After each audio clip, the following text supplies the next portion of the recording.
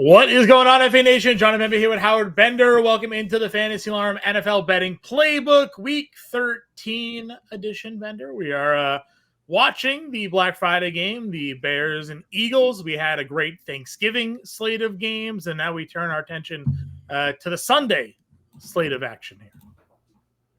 Yes, we do.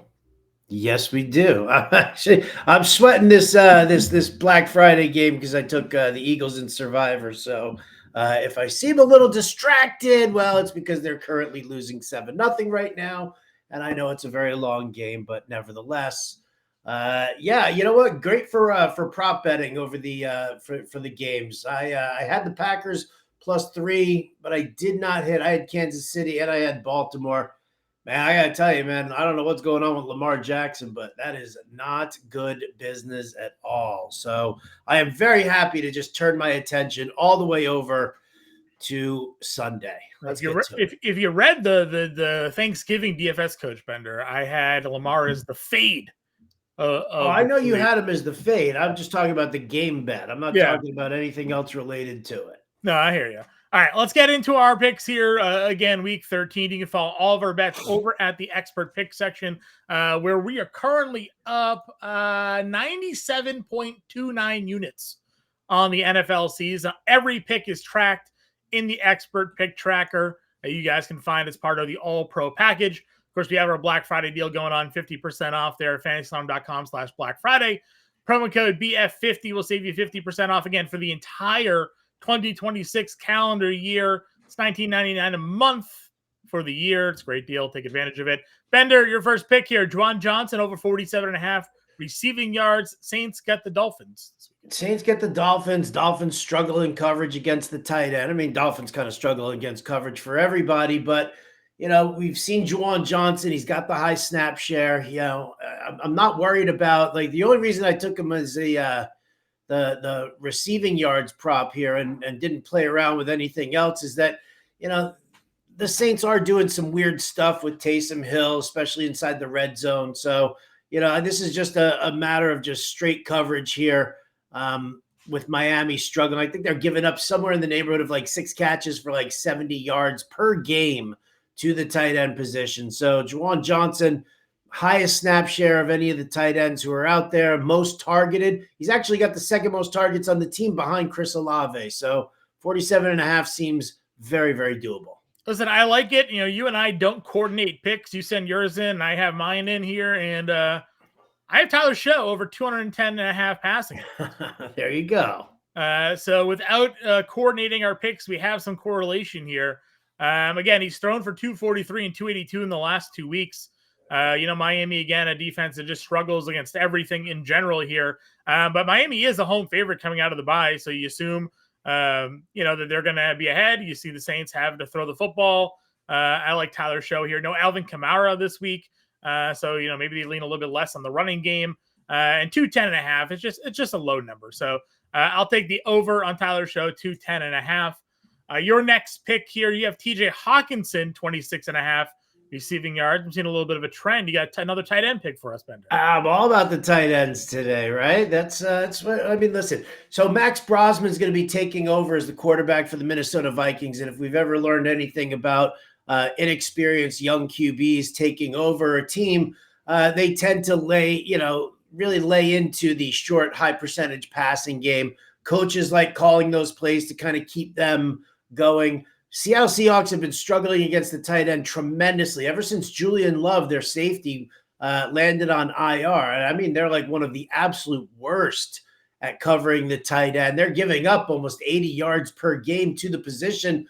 Hawkinson, the number is low because it is Max Brosman, but 26.5 seems a little too low for my liking. So I'll definitely take that over. Listen, it doesn't matter when he gets it, as long as he gets it. And this could just cash in the fourth quarter in garbage time when, you know, they're down 2 scores and they're looking to get some soft coverage there. So I definitely don't don't mind it when you have sort of a lower total there on a proven pass catcher like Hawkinson.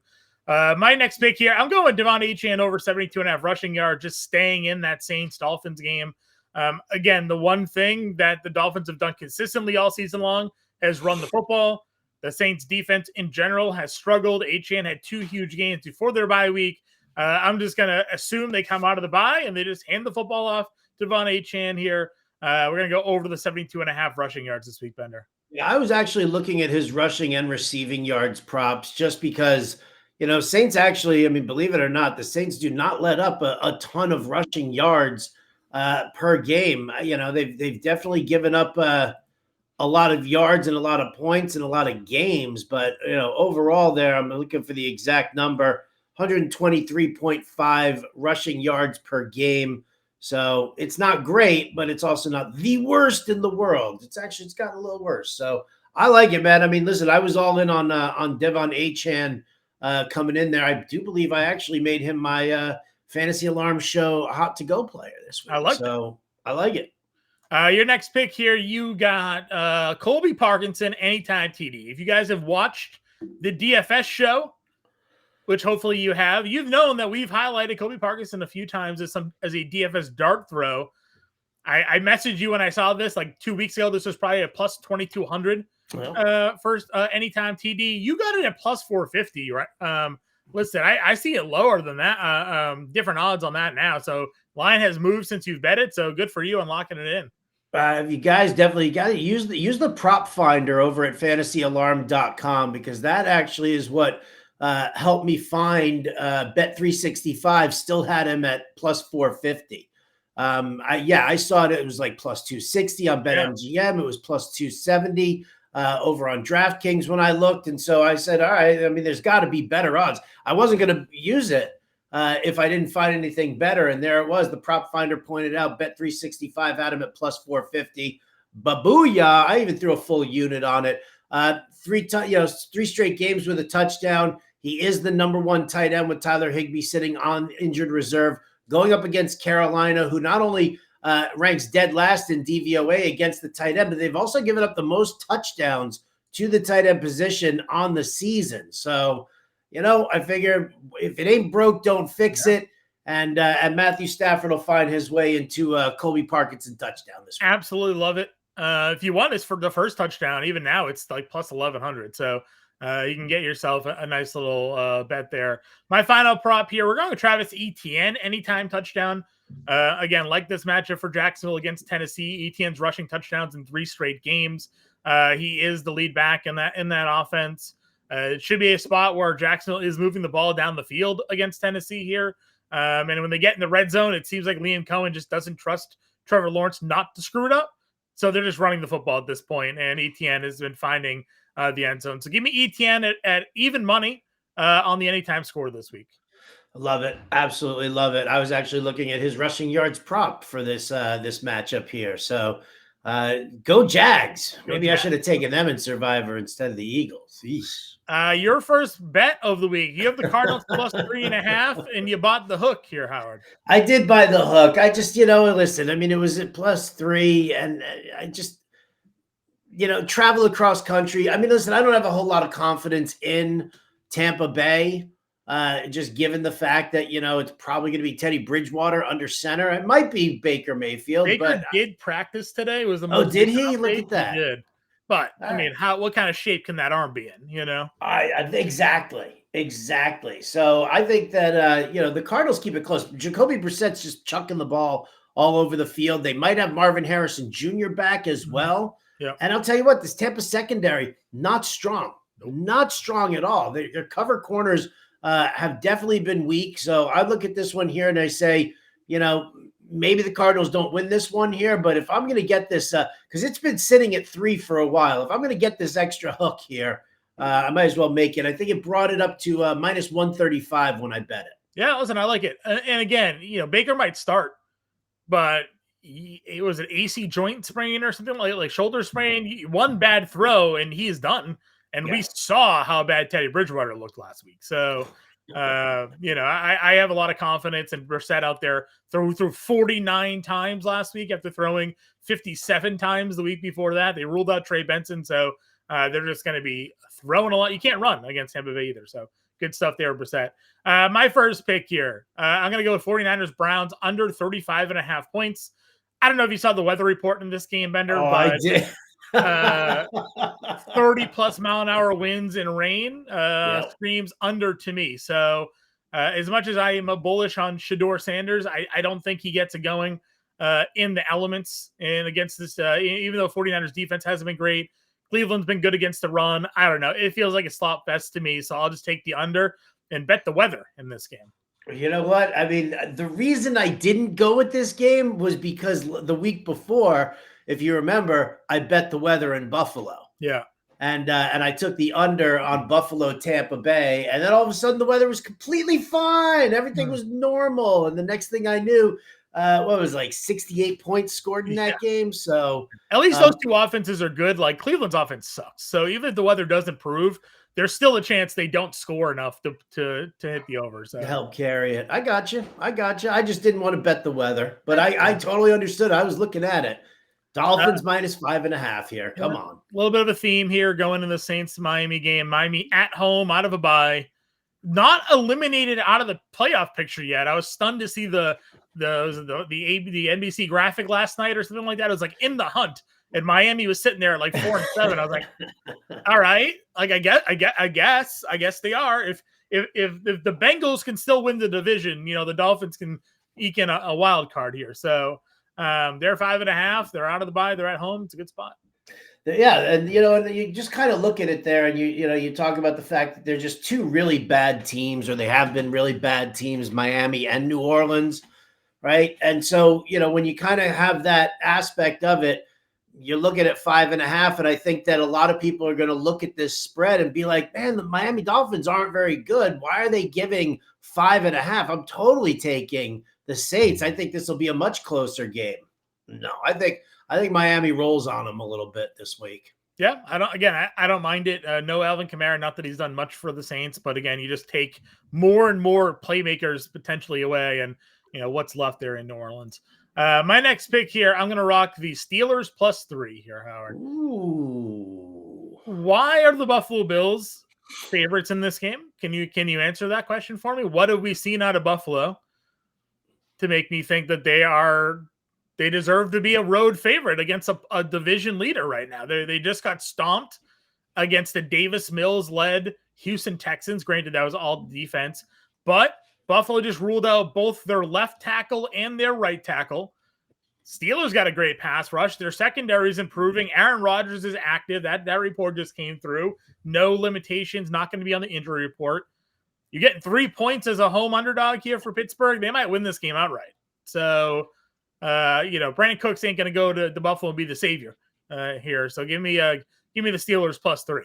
Yeah, it's so funny is I was just setting up some other prop picks on other sites, and I took Jaylen Warren, over 63.5 rushing yards. So I've been very anti-Buffalo. I just think that this Joe Brady offense just neuters Josh Allen. And I know he had that big game a couple of weeks ago against Tampa Bay, but Tampa Bay's pass defense is terrible, and Josh Allen had to take over that game, and that he audibled a ton over what Joe Brady was actually asking him to do. So I like this call, man. I like the underdog pick. And how healthy is he? Because he was, rolling around on the ground a lot in that Houston game. Like his wrist was hurt or his ribs were hurt. So, one bad hit, maybe he's down. You got Raiders +10. This just goes into a long standing play for you. Chargers, big home favorite.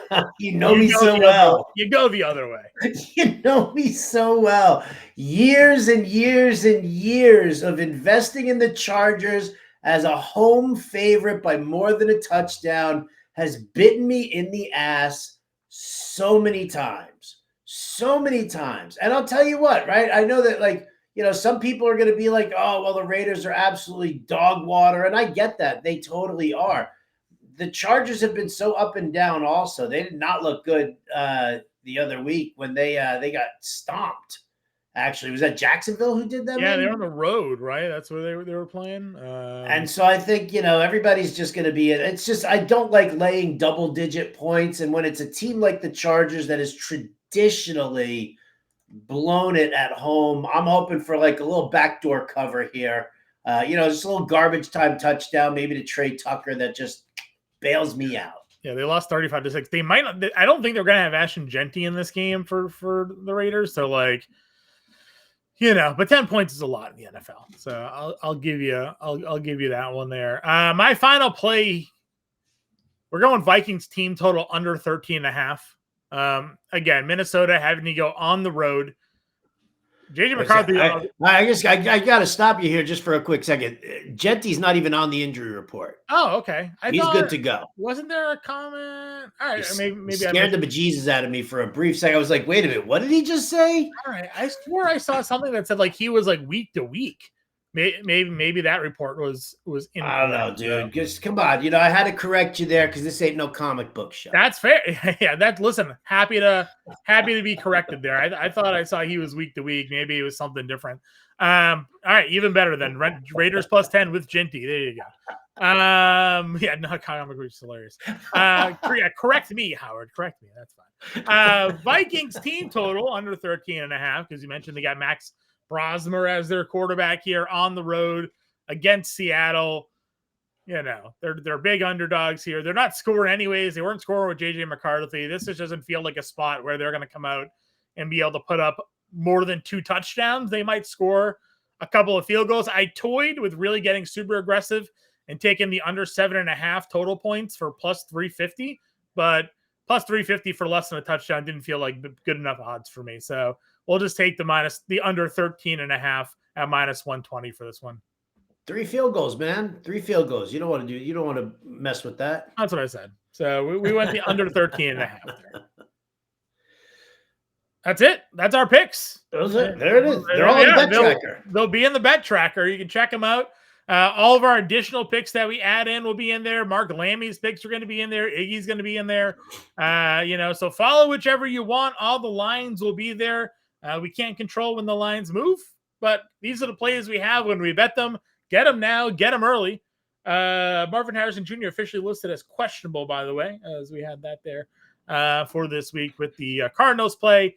Check out the DFS show. Check out the live show on Sunday with Coop and I. Check out Bender and Coop on Sirius XM before that, 10 to 11. Good luck getting the Discord. Get the playbook. Black Friday sales going on. 50% off monthly through 2026.